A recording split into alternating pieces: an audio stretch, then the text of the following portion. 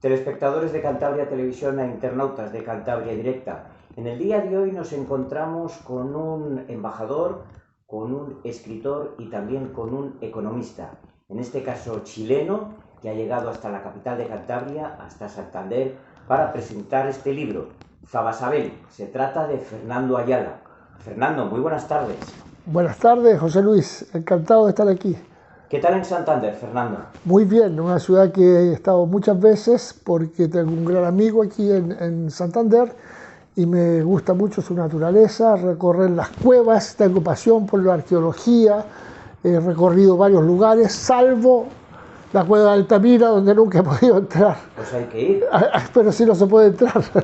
Entonces, pero me gusta mucho, la naturaleza me recuerda a muchas partes del sur de Chile, montañas, bosques, en fin. Este mismo libro, Zabasabel, que se ha presentado en el Ateneo de Santander esta misma semana, también esta semana ha estado usted en la Casa América de la capital de España. Así es, el día lunes se presentó en Madrid, en la Sala Cervantes de Casa América, y tuve el honor de ser presentado por dos grandes personajes, como es Pepe Borrell, Josep Borrell, y Pilar del Río, la viuda de Saramago, que es una periodista y que ha hecho muchas cosas. Ellos dos me presentaron junto al presidente o director de Casa de América, el embajador León de la Torre, y tuvimos un excelente diálogo, conversación, con anécdotas, fue muy simpático. Así yo muy orgulloso de tener la confianza de Josep Borrell, que es un personaje ya no solo español, europeo, sino que a nivel planetario. Bueno, Fernando, ¿por qué el título de Zabasabel? Es muy simple, es un acrónimo de 4 ciudades donde ocurre la historia, que son Zagreb, Varsovia, Santiago de Chile y Belgrado. Todo está ambientado, es una novela histórica sobre hechos que ocurrieron en la década de los 80 del siglo pasado, que fue una época muy importante porque terminó con la caída del muro de Berlín.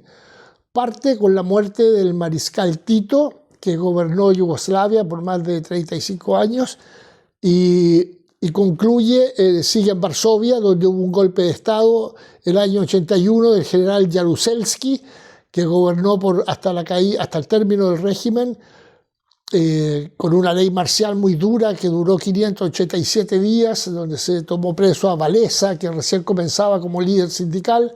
Sigue en la ciudad de Santiago de Chile, el año 88, donde ocurrió el plebiscito por el cual Pinochet fue derrotado con un lápiz por la mayoría de los chilenos, que puso término a la dictadura de Pinochet, y continúa y concluye en Belgrado, a los albores, en los inicios de la guerra civil yugoslava que iba a desintegrar el país.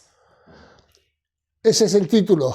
Y el título yo lo había puesto de manera provisional, pero al editor le gustó y quedó con ese título. Bueno, ¿y qué tal acogida en el Ateneo de Santander? En el Ateneo de Santander, que es una gran institución, muy respetada, tengo la impresión acá en Santander, fue muy buena. Yo había tenido oportunidad de estar en el mes de julio con su presidente, Manuel Ángel Guerra, y él me invitó a que presentáramos el libro ahí, así que fue una gran suerte, y ayer tuvimos una muy buena convocatoria, gente mayor, otros más jóvenes, por supuesto, pero es un lugar de encuentro, de cultura, de conversación, de diálogo, y tuve un diálogo muy animado con varios de los espectadores que estaban ahí. Es un lujo contar con su presencia en Santander y también en España, evidentemente.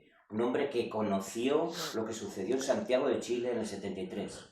Exactamente. Yo el año 73 tenía 20 años, estudiaba en la universidad y fue el golpe de Estado. Y el golpe de Estado fue brutal, terrible. No solamente que murió la democracia, murieron muchas personas. Murió el presidente Salvador Allende, que se suicidó, y que se cometió unas brutalidades, violaciones a los derechos humanos, que hasta el día de hoy se siguen buscando el resto de más de 1000 personas que siguen desaparecidas. Ello me llevó a mí, yo era un muchacho joven, idealista, etc., me llevó a abandonar el país y me fui a lo que es Yugoslavia, lo que era Yugoslavia, porque tenía en esa época una novia de origen croata. En Chile hay una gran comunidad de descendientes yugoslavos, de croatas fundamentalmente, y me fui a la ciudad de Zagreb. Entonces ahí tuve que pasar un año aprendiendo el idioma, ingresar a la universidad, era difícil, pero logré hacerlo y logré recibirme y volver después a Chile e iniciar otra historia que fue hacer un posgrado en ciencia política, dar las oposiciones para ingresar a la escuela diplomática e iniciar una carrera diplomática que me ha llevado por el mundo, me llevó por 37 años a diferentes lugares. Diferentes lugares como Seúl y demás, ¿no? Otros países. Exactamente, partí por Seúl, seguí en Estocolmo, estuve en Estados Unidos, estuve en Italia, fui en Milano como cónsul, fui ascendido a embajador por el presidente Ricardo Lagos y fui destinado a Vietnam. Fui el primer embajador chileno en Vietnam, me tocó abrir la embajada en Vietnam, en Hanoi. Después volví a Chile, trabajé llamado por la presidenta Bachelet cuando inició su gobierno, trabajé 3 años con ella, fui su director de ceremonial y protocolo, por lo tanto me tocó todos los viajes al extranjero con la presidenta Bachelet, me tocó recibir a los mandatarios que llegaron a la transmisión del mando, que es la más grande que se ha hecho en la historia de Chile, primera vez que una mujer ascendía a la primera magistratura. Fue un honor trabajar con ella y después me fui de embajador a Portugal, estuve en el Caribe de embajador en Trinidad y Tobago, estuve en Italia de embajador. Siempre todas estas embajadas han tenido otras concurrencias, que uno va como está representando a su país, pero no reside en esos países. Por ejemplo, desde Italia yo era embajador en Malta también, y embajador ante San Marino, que está ahí dentro de Italia. En el Caribe tenía 5 otros países, islas, etcétera, donde era embajador. Así que ha sido todo un aprendizaje que enriquece muchísimo. La gente dice, sí, yo conozco Vietnam, sí, estuve una semana en Vietnam. Bueno, yo estuve ahí casi 2 años. Entonces, lo mismo en Corea del Sur, etcétera. Es una suerte, un honor representar a tu país, tener el privilegio de conocer otras culturas, de convivir, hacer amistades. Yo he hecho amistades en todas partes hasta el día de hoy y oportunidad de hacer un aporte a lo que es tu patria. Bueno, después de tanto recorrido, Fernando, la pregunta viene de por sí sola. ¿Dónde se está mejor? ¿Dónde se está mejor? En la patria de uno siempre va a ser su país. Para mí Chile siempre va a ser mi patria. De hecho, yo pude haberme quedado fuera y yo decidí volver y vivo en Santiago feliz. Así que ahí nadie me pregunta, oye, ¿cuándo llegaste? ¿Cuánto tiempo estás aquí? ¿Cuándo aprendiste este idioma? Uno está con los suyos. Entonces, siempre yo creo que los inmigrantes siempre añoran en su lugar de origen. Yo lo he visto con tanta gente de otros países. Y por eso es tan duro el exilio. Por eso cuando las personas se ven obligadas a salir de su país por una dictadura, por limpieza étnica, como vemos hoy día, por tantas cosas que la historia nos enseña, es un castigo brutal. El exilio es un castigo brutal. Desde la época de los griegos o de los romanos, siempre el exilio es un castigo muy duro, una pena muy dura. Y a mí me ha tocado ver cosas muy duras de gente que lo ha pasado muy mal. Durante 15, 17 años, las personas chilenas tenían prohibición de volver de ingresar a su país. Ahora mismo hay 2 conflictos a las puertas de Europa, Ucrania con Rusia e Israel-Palestina, ¿no? ¿Cómo Claro. los vive Fernando Ayala? Bueno, ayer me preguntaban justamente en el Ateneo por ese tipo de cosas. A ver, primero, Ucrania con Rusia, Rusia con Ucrania, digamos, es un país agresor de acuerdo al derecho internacional que ha ocupado hoy día el 20% del territorio de Ucrania y de eso, desde el punto de vista jurídico internacional, no hay duda al respecto. Las razones que puede esgrimir el presidente Putin, etcétera, son diferentes. Pero, ¿qué ha pasado? Que el mundo está cambiando el orden internacional. El presidente de Estados Unidos, el presidente Trump, tiene una visión de que este orden internacional ya no es válido, de que Estados Unidos ha gastado demasiado dinero manteniendo el sistema internacional, todos los programas de ayuda, Naciones Unidas, montones de otros organismos. Y él tiene una visión diferente y entiende, parece, la posición rusa, porque no lo ha castigado y de cierta manera ha legitimado lo que ha hecho Rusia. Ahora yo le hago una pregunta a mis amigos europeos y yo le decía a Josep Borrell, ¿alguien piensa que Rusia va a entregar voluntariamente el 20% del territorio que ocupó en Ucrania? No. ¿Ucrania militarmente puede vencer a Rusia y recuperar esos terrenos? Yo personalmente creo que no. ¿Con qué podría pasar para que Ucrania recuperara esos territorios? Que la OTAN ingresara con la venia de Estados Unidos al conflicto en una guerra abierta contra Rusia. Y eso yo creo que no está en la mesa ni en la cabeza de nadie, porque eso llevaría a un conflicto de proporciones terribles, ¿cierto? Entonces, lo que yo pienso que hay que negociar, que hay que sentarse a negociar con Rusia. Cuando la diplomacia falla, suenan los cañones. Y cuando suenan los cañones, es tragedia para todos. Hay miles de muertos rusos y miles de muertos ucranianos. ¿Hasta cuándo van a seguir muriendo? No lo sé. En el caso de Israel, volvemos al tema del derecho internacional. El derecho internacional, que es la base de la comunidad civilizada, que se fortaleció al término de la Segunda Guerra Mundial, con la creación de Naciones Unidas, contempló un mecanismo que es el Consejo de Seguridad, donde hay 5 países que son los que realmente mandan en el orden internacional, ¿cierto? Estados Unidos, Rusia, China, Francia e Inglaterra. 5 miembros del Consejo Permanente de Seguridad, que ellos no cambian.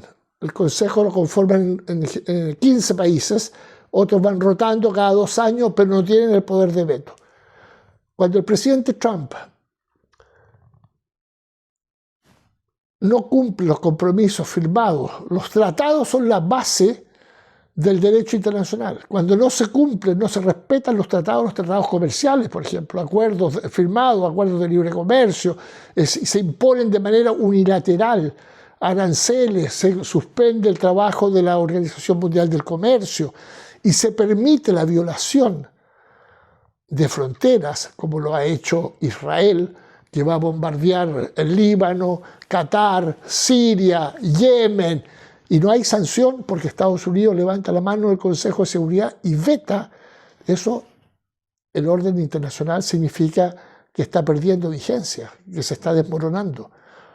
No puede ser que miremos por televisión cómo han muerto, cómo se desploman los edificios, lo que queda de la ciudad de Gaza totalmente destruida, con un número que se dice de más de 60.000 víctimas, donde la mayoría son mujeres y niños. Las acciones de castigo, de prohibición de ingreso de alimentos, de agua, es realmente lo que se considera, todavía no ha sido catalogado oficialmente por la Corte Penal Internacional, pero es genocidio. No hay otra palabra para describirlo. Ustedes saben, por ejemplo, en el caso de Yugoslavia, que vamos a ver en la novela, en Srebrenica, en Bosnia, los serbios bosnios asesinaron a 8.600 personas, hombres, todos hombres, niños de 14 años, 12 años, todos fueron asesinados en Srebrenica. Fue 10 años después, la Corte Penal Internacional lo declaró como un genocidio. ¿Cuánto tiempo vamos a tener que esperar para que sea declarado un genocidio Israel? No lo sé. Pero lo grave, las consecuencias, los van a pagar las nuevas generaciones de israelitas que van a cargar con esa mochila pesada, como lo han sido las generaciones de alemanes que han tenido que vivir después de la Segunda Guerra Mundial, con el trauma de lo que hicieron sus antepasados en el Holocausto. Y eso es brutal para cualquiera. Entonces, Fernando, son 2 guerras por 2 motivos distintos, ¿no? Ambas 2. Bueno, claro. Cada guerra siempre va a haber alguna justificación, ¿no? Diferente. En el caso de Israel, Israel fue una... Porque siempre dice, pero no se menciona que hubo un ataque terrorista. Horrible. El 7 de octubre fue un acto brutal de terrorismo de Hamas contra inocentes palestinos, mujeres, hombres y niños. Fue brutal. Más de 1.500 personas asesinadas, no me acuerdo exactamente la fecha, rehenes que fueron capturados, que rehenes que todavía algunos están vivos, dicen que alrededor de 25 rehenes aún están con vida. Entonces, bueno, toda causa tiene que tener un efecto. El efecto fue la destrucción de Gaza, pero tiene que haber una proporcionalidad. Y un Estado no puede actuar como un grupo terrorista. El pueblo judío ha sufrido el terrorismo muchas veces, ¿cierto? Las Olimpiadas de Múnich, otros atentados, etc. Pero cuando tú tienes el poder del Estado, no puedes actuar como si fueras un terrorista. Tienes que actuar de acuerdo a la ley. Eso es lo que yo pienso, por lo menos.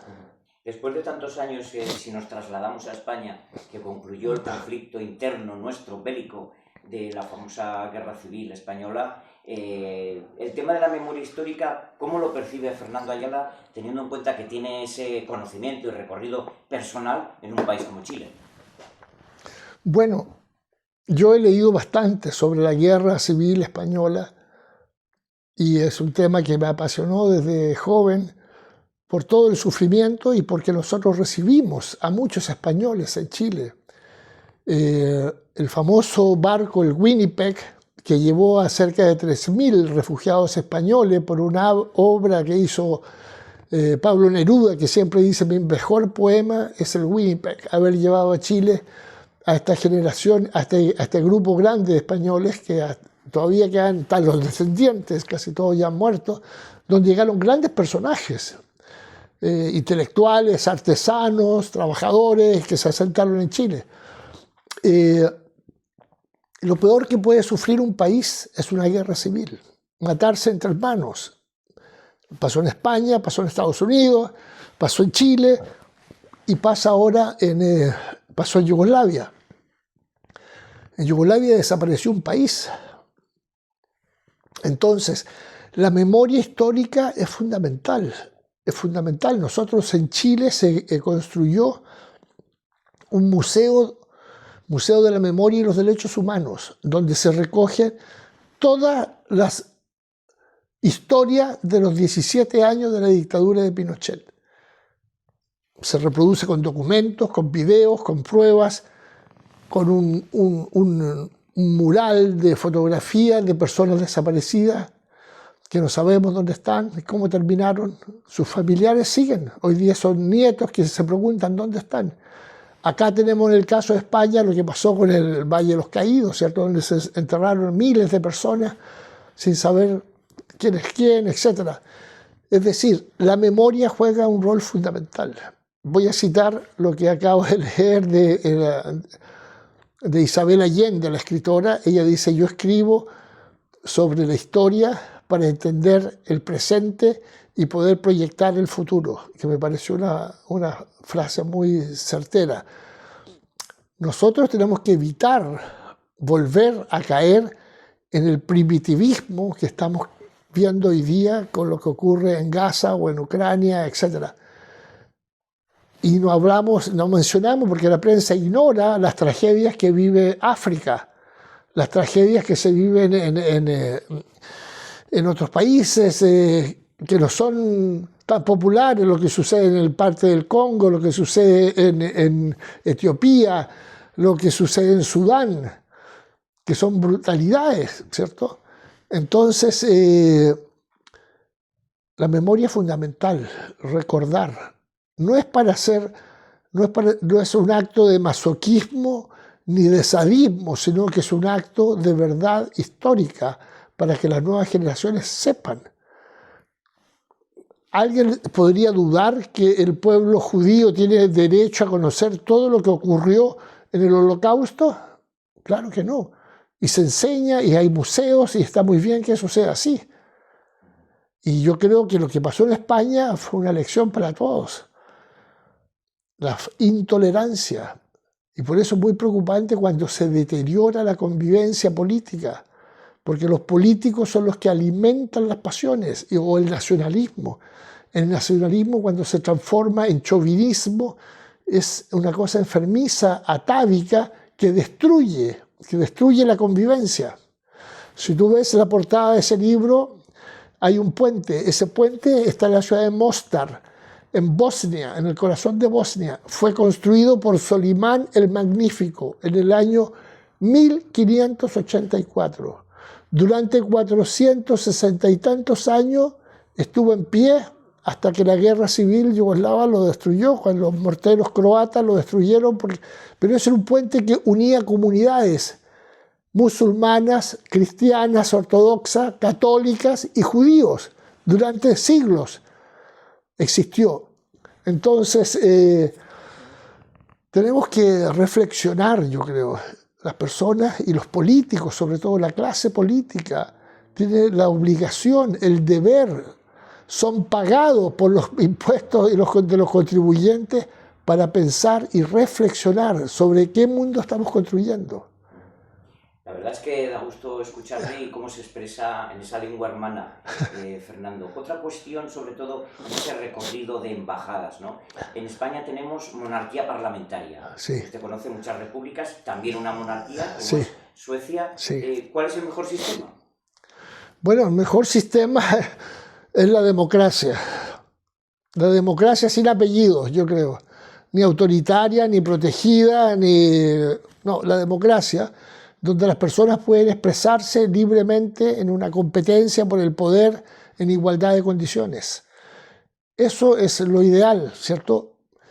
¿Qué ha sucedido? Que ha habido un deterioro. O sea, hoy día los países enfrentamos toda una emergencia migratoria. Nosotros en Chile hemos recibido 800.000 venezolanos en un número reducido de años, más Bolivia, algo que nunca había pasado en Chile, porque éramos un país muy aislado al final del mundo. Pero como la economía ha marchado bien durante los últimos 30 años, el país tiene mucho crecimiento, estabilidad, han llegado de Perú, de Bolivia, de Colombia, de República Dominicana, de Cuba, de Haití y de Venezuela últimamente. Entonces, y eso, un país en desarrollo como es Chile, es incapaz de absorberlo. Tenemos una frontera por el norte de 800 kilómetros que va hasta el altiplano con Perú y Bolivia, que es muy difícil de controlar. Pero tenemos que establecer normas migratorias. Vemos acá en Europa, por lo menos yo veo, y yo he viajado bastante por algunos países, el sentimiento de las personas contra la migración. Me decía en Santiago un alto militar francés, me decía, bueno, ustedes tienen una migración, pero son todos cristianos y casi todos hablan español. Nosotros en Europa tenemos una migración que es multiétnica, multireligiosa y culturalmente bastante diferente. En el caso de América Latina tenemos más o menos una cultura homogénea nosotros. No es el caso. Europa lo vemos en la reacción de la gente a través del voto, como los partidos que se dicen de extrema derecha han aumentado su presencia electoral. Y eso seguramente va a continuar si no se limitan. Porque por otro lado Europa tiene la contradicción que necesita mano de obra porque las tasas de natalidad han caído. Entonces debe haber una migración mucho más regulada de lo que es hoy día. Eso es lo que yo pienso. Dos preguntas, ya para concluir, Fernando. Nos vamos a trasladar a América. ¿El actual presidente de los Estados Unidos es un buen presidente para el resto de los países del continente americano? Dígase Canadá, dígase Mire, etcétera. Le voy a responder con una reflexión que me parece muy sabia. Dice, la importancia del presidente de los Estados Unidos es tan grande y no es solamente importante para los ciudadanos estadounidenses, sino para todo el mundo, que todos debiéramos votar cuando hay elecciones en Estados Unidos, porque a todos nos va a afectar la política de Estados Unidos, como lo estamos viendo. Pero no tenemos derecho a hacerlo, por razones lógicas, pero sin duda que tiene un impacto tremendo en nuestra región. México, su primer socio comercial de Estados Unidos, más de 600.000 millones de dólares de intercambio entre México y Estados Unidos. Muchas empresas norteamericanas, estadounidenses, producen en México. Los aranceles es una amenaza que pende sobre todo el mundo. Todos estamos con la espada de Damocles por el tema de los aranceles. El presidente Trump dice un día una cosa, otro día dice, bueno, vamos a negociar 3 meses más con los chinos, vamos a ver. En definitiva, tenemos un mundo, yo escribí hace poco un artículo diciendo que así como en Yalta, en febrero de 1945, se repartieron Europa y las zonas de influencia entre Churchill, Stalin y Roosevelt, es hora a lo mejor de hacer un nuevo Yalta, una nueva reunión entre China, Xi Jinping, Putin, ruso y el presidente Trump, para ver cómo frenamos esta guerra, cómo frenamos la catástrofe, cómo enfrentamos el gran enemigo, la gran sombra que tenemos toda la humanidad, como es el cambio climático. Si no tenemos conciencia de que estamos arriesgando el futuro de generaciones, va a ser muy complejo. Ahora, por otro lado, los países no quieren renunciar a su soberanía. Yo veo aquí en la Unión Europea los reclamos, no quiero entregar más soberanía, no quiero más que Bruselas determine lo que tengo que producir o no, etc. Entonces, es muy complejo, se necesita mucha reflexión y se necesita una mirada larga que nos asegure a todos estabilidad en primer lugar. Hace más de 20 años que yo vengo escuchando que se habla de la desigualdad, que cómo crece la desigualdad, que todas las explosiones que hay es producto de la desigualdad. Bueno, ¿qué se hace para combatir la desigualdad? ¿Cómo las generaciones jóvenes, cómo van a enfrentar la vida? ¿Cómo van a comprar un piso? En Madrid, en Barcelona, en París, en Londres, en Santiago, en Bogotá, en todas partes los precios se han sobredimensionado. Ya para concluir, Fernando, al público que le esté viendo, a la persona que está en su pequeño domicilio escuchándole a usted, o que está de una forma con el teléfono móvil, o que es un internauta, ¿no? ¿Por qué hay que leer este libro, Fernando? Bueno, porque este libro es una novela basada sobre hechos históricos, pero con 2 personajes ficticios que yo creo que interpretan el sentir de mucha gente joven, de mucha gente que tiene 30 años, de la mirada del mundo respecto al espacio propio, a la libertad, al respeto por los derechos humanos, a luchar contra la discriminación, a buscar mejores oportunidades para las personas.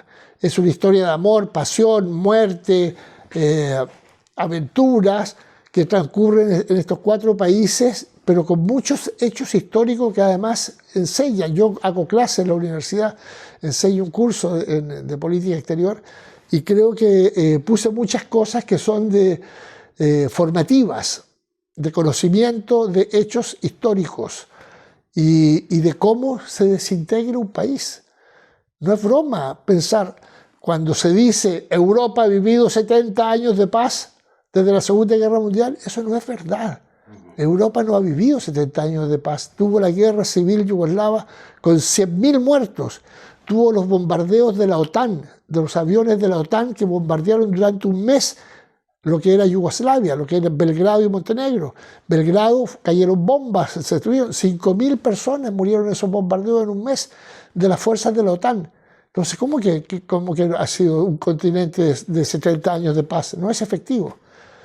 Así que yo invito a leer esa novela, Zabasabel, porque es entretenida, es lo que me ha dicho mucha gente, es entretenida. Me han dicho que por qué no escribo la segunda parte, porque yo termino ahí con los inicios de la guerra, sobre todo de la guerra yugoslava, sobre todo cómo se fue gestando, y hablo mucho de Polonia también, y hablo mucho de la Iglesia Católica, porque cuando en Polonia los militares toman el gobierno en el año 1981, y Jaruzelski, y se queda hasta la caída, hasta los 10 años, hay que preguntarse por qué se produjo eso.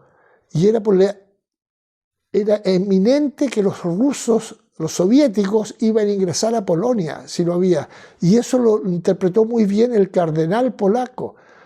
El cardenal polaco dice, tenemos que entender que hemos evitado un mal mayor. Ese mal mayor era que entraran los tanques soviéticos a Polonia, porque estaba el movimiento Solidaridad, estaba Walesa, etcétera, etcétera. Había un papa polaco, Juan Pablo II, estaba el presidente Reagan en Estados Unidos y estaba la señora Thatcher en Inglaterra. Esa trilogía acabaron finalmente con el mundo de la Unión Soviética. Así que son cosas que a mí me parecen interesantes y a mucha otra gente le ha gustado. Muchas gracias, Fernando. José Luis, muchas gracias a ti y a Cantabria, que siempre me acoge con mucho cariño.